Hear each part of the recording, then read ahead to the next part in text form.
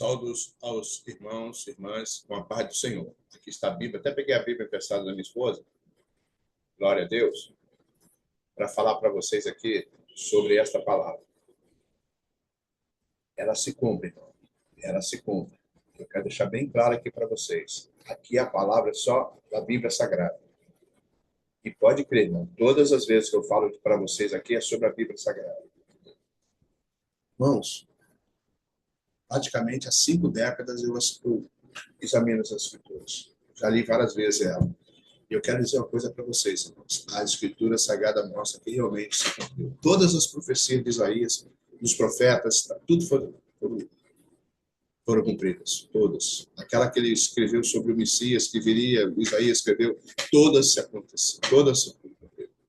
E agora a gente vê, irmãos, o Senhor Jesus falando sobre o arrebatamento da igreja. Das noivas, né? Ele vai vir na hora que os servos têm que ficar esperando ele na porta, né? Porque vai chegar o momento, com a lamparina acesa. Tudo isso está falado pelo Senhor Jesus. O próprio Senhor Jesus disse: tenha azeite na lamparina. Azeite é santidade. Azeite é justiça. Azeite é amor. Azeite são fruto do Espírito. Bom, o fruto do Espírito é muito importante. As pessoas, no fruto do Espírito é praticar o amor. Eu entendo assim, irmãos.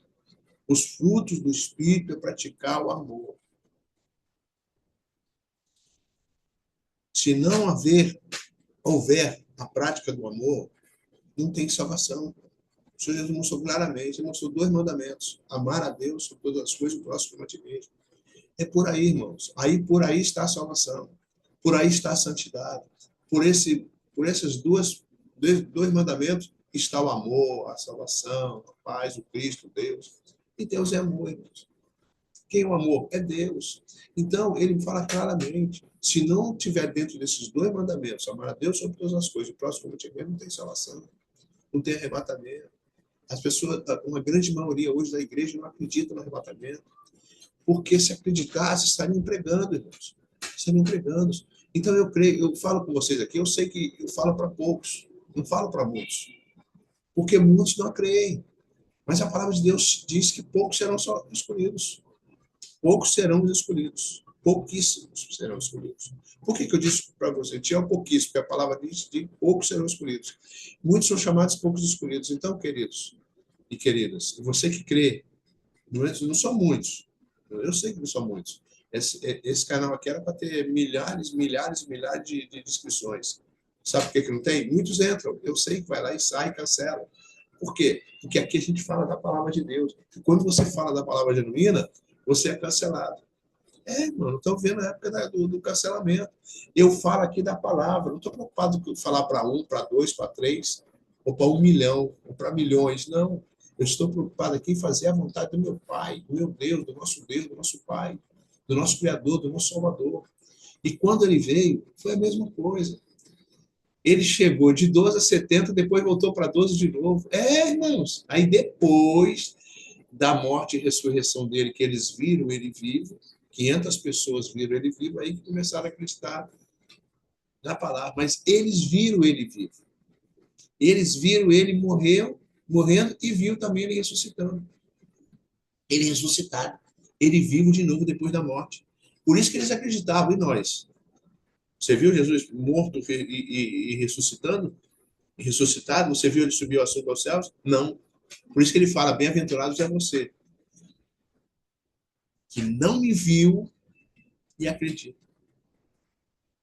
Ele falou isso para Tomé. Bem-aventurado, porque Tomé só queria ver os cravos na mão dele, o furo onde estava.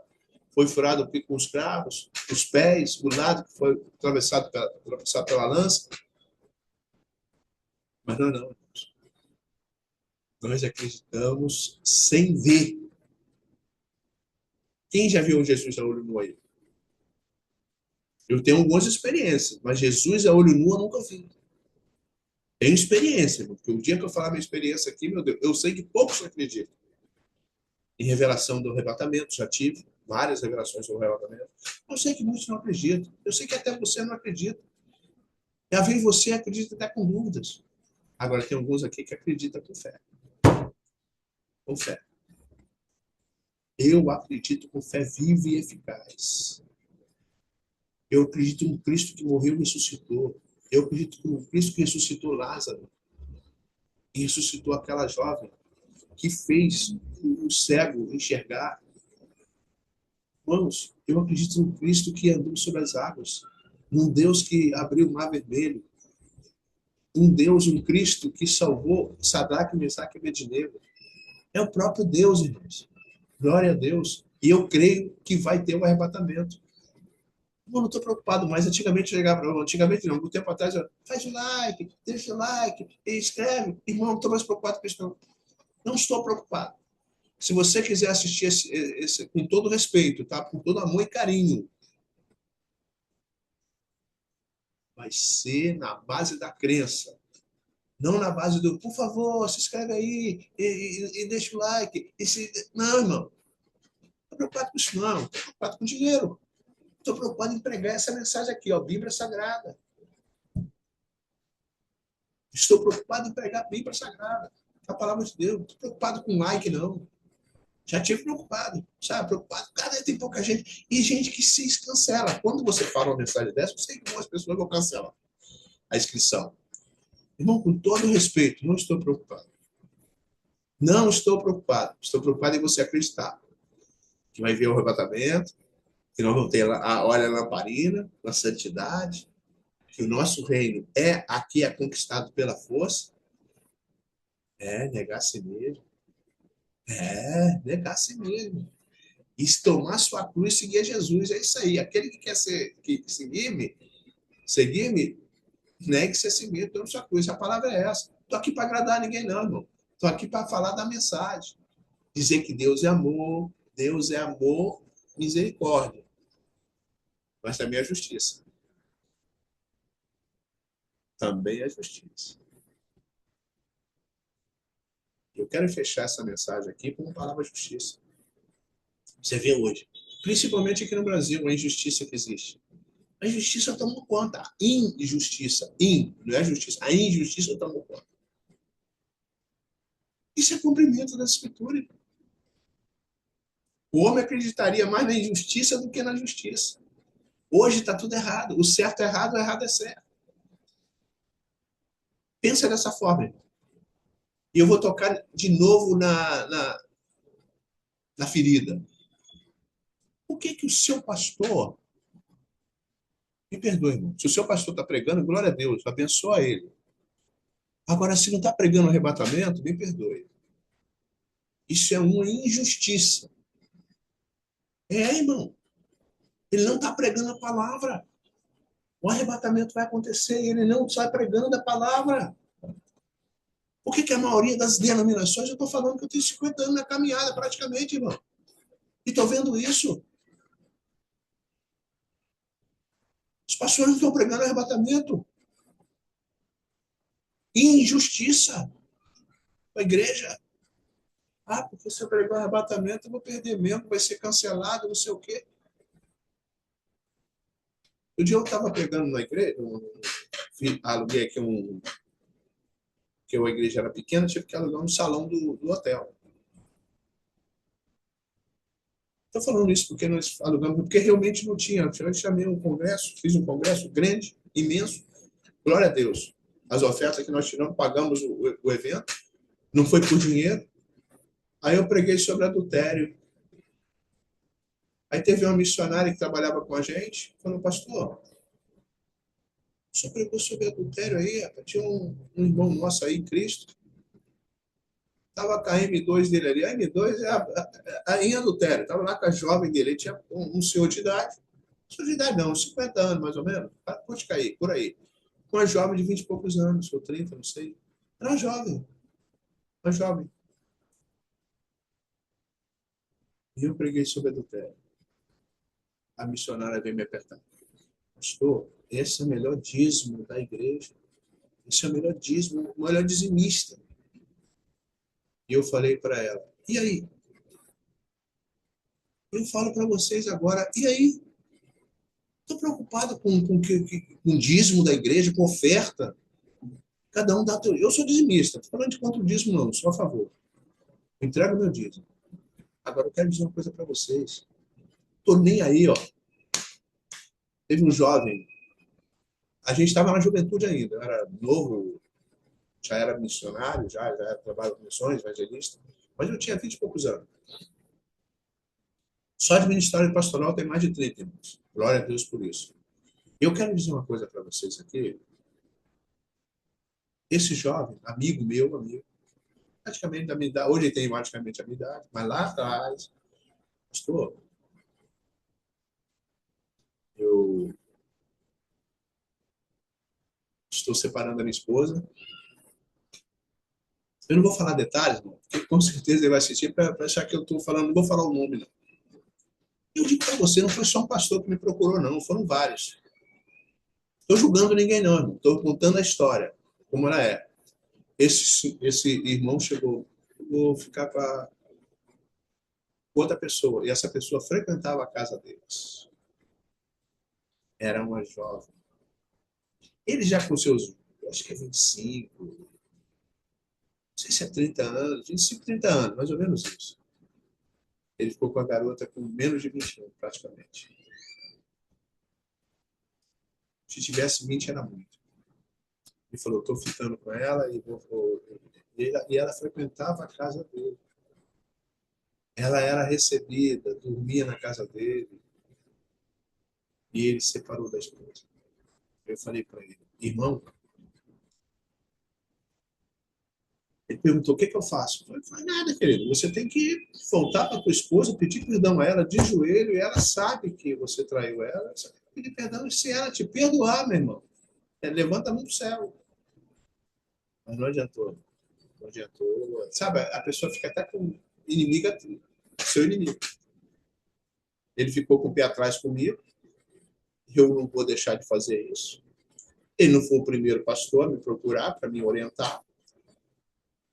Ele acabou casando com a jovem. Tiveram herdeiros, herdeiros, estão vivendo até hoje. Ele até me evita, percebi que ele até me evita. Ele sabe o que eu falei para ele no passado, e não vou mudar, eu não vou mudar. Teve outro pastor que chegou para mim, ele estava por um triz para separar da esposa. Ele falou assim, pastor, o que eu faço aqui agora? A minha esposa ela me ajuda na igreja. Olha, ele era o pastor e era ela a pastora da igreja dele, os dois juntos trabalhando. E ela batia de frente com ele como pastor, líder. Eu não aguento mais a minha esposa, pastor, vou separar. O que eu faço? Eu falei, tu tá maluco, rapaz? Eu falei, bem sincero, não, desculpa. Eu sou até repreendido por Deus por ser tão sincero. Também não sou santinho do corpo, não, irmão. Eu também tenho pecado, eu peço perdão a Deus dos meus pecados, pensamento, palavra e atitude. A gente peca, não tem jeito.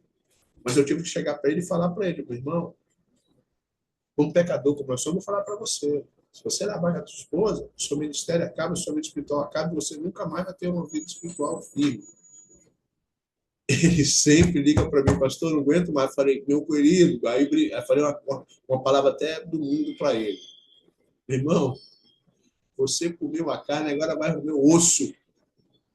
Sua esposa está do teu lado te ajudando. Se fosse uma mulher do mundo, uma mulher que te traísse, uma mulher que... Não, mas está do teu lado.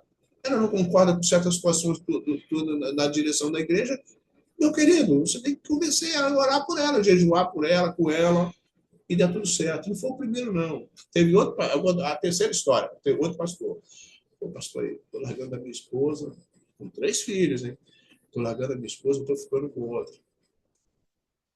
Era o pastor que lá. Não vou falar nome para não dizer que eu estou entregando ninguém aqui. Ele pegou a boizinha da igreja. Como tem um ditado popular, ele pegou a boizinha, quer dizer que pegou a novinha da igreja.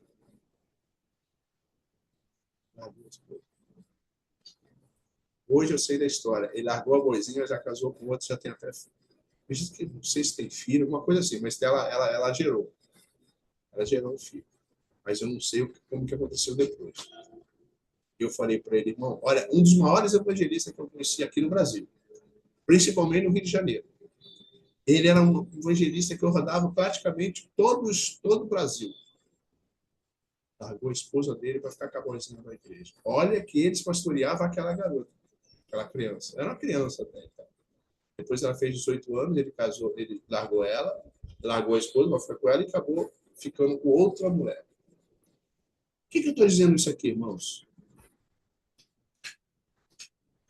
Não é dinheiro, não é dizimista grande que anda em adultério, que você tem que pregar a palavra, medo de perder membro, ou pegar a palavra, e você que não prega o arrebatamento da igreja. Desculpa, irmão, hoje eu falei isso aqui porque estava engasgado, eu tive que falar. Por quê? Se houver o adultério com pastores, o ministério dele acaba. Não adianta casar de novo. E tem outra história que eu vou falar para vocês. Um grande pastor de um grande ministério muito conhecido no Brasil. Pastor até de televisão, pastor estrela. Eu fui falar porque uma vez eu fui na igreja dele sem saber de nada. Eu fui na igreja dele depois que eu soube. Ele se separou da esposa e falou: acabou, acaba o ministério. Acaba o ministério do pastor. E muitas vezes a pessoa aceita, porque ele dá uma desculpa. Eu quero dizer uma coisa para vocês, irmãos. Só o Senhor Jesus pode perdoar pecado de adultério. E se tiver algum perdão, porque a Bíblia fala que tem situações de perdão do adultério. Prostituição, do cônjuge, alguma coisa dessa forma. Mas não entra nessa não, irmão, de separar da esposa, não. Ou do esposo. Porque existe também o perdão. Existe o perdão. Outra coisa que eu quero falar que é muito difícil que eu vou falar aqui. Muito difícil. Desculpa, eu já era para determinar. O problema também. O homem, ele peca. Mas ele não aceita a mulher pecar. O homem, ele adultera, mas não aceita a mulher adulterar.